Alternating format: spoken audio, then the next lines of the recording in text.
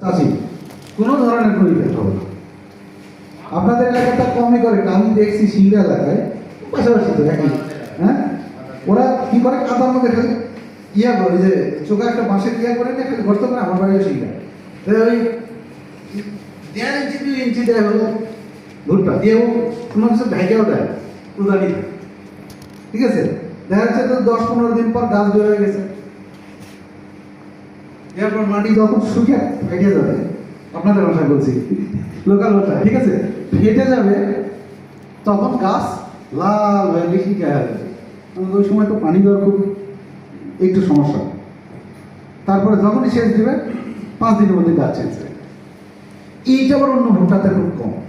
মানে ওই যে আমাদের আশা ভাই বললো যে যখন সেচ দিতে পারে না, তখন তো একটা কি পায়, ধাক্কা পায় না, একটা স্টেজ পায়।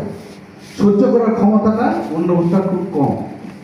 এগুলো ভুট্টা বা আমাদের 88-84 বলে, 77-20 বলে, এগুলোর ক্ষমতাটা একটু বেশি।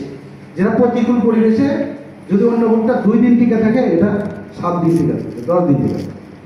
কি ভাই, ঠিক আছে?